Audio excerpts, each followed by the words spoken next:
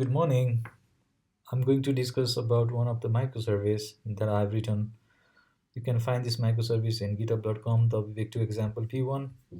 This has these following capabilities and builds on top of those technologies. One is Kotlin Coroutines, REST API, request parent to users, web service authorization config, database migration using Flyway, Spring Contract Verifier. Today I'm going to discuss only about the Kotlin coroutines, how this is working, and then how we're going to make sure that this is working properly, right? So as I was going through the Kotlins and then Kotlin videos, I found like the Kotlin coroutines has already uh, integration with the Spring 5 and then the with the REST controllers.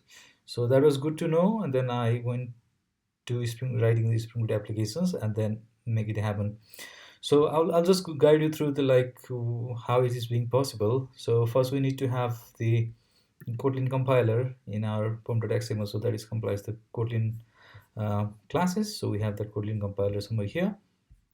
Yes, and then this is the Kotlin compiler, right? So and then the another is like we need to have some of the reactor dependencies that is needed to make the uh,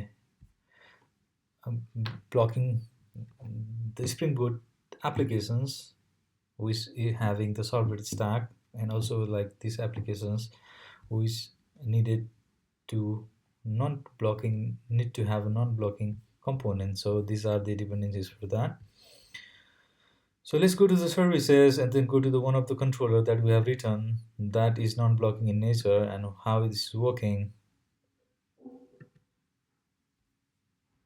I'll take you through that particular. This is the resource client. So this is the client controller. Here, this bean is the REST controller. So Spring knows that like this is a REST controller, and then it has a suspend function. So Spring bounds the capability coming from the web server to this particular function, knowing that this is the suspend functions. But most importantly, we also need to do that, right? Is like we are running this particular function into the coroutine scope with some context. So this particular um, so bounding happens between this up to here is from the Spring, and this is what we are doing ourselves. So this is how we tie up the rest of the components, rest of the classes calls, rest of the method calls in our applications, and then the what is being inherited from the web server up to this point. So this is how it works. So we have to wrap this the calls into the coroutine scopes. And this is the one we're doing, right? So we have a controller. Controller is already being supported by Spring 5 with the suspend function, and then we're trying to wrap this up with the coroutine scope.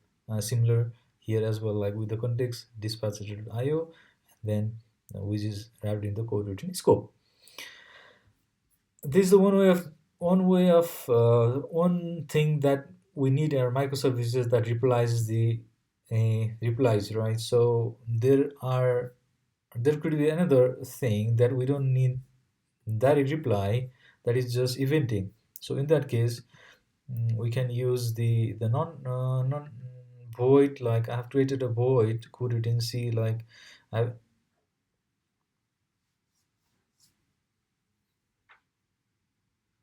I've created a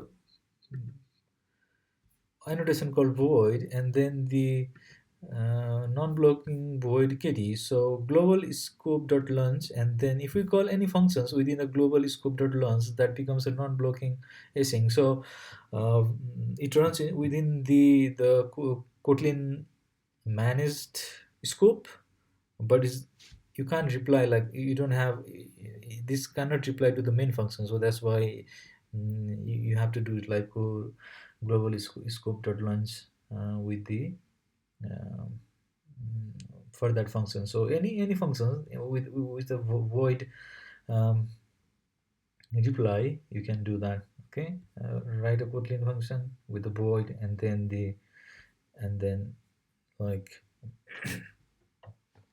do the um, global scope dot launch. So you can enter this annotation with in the Java itself, Java classes itself. Like I think I'm doing somewhere here in what I'm doing is common coroutine group chat on message receive or user event. Yes, here I'm saying that okay, so for messaging, so not this is the non-blocking void. Whenever someone calls this method, it goes to the coroutine mm, non-blocking void call advice, and then the rest of the things will be processed accordingly.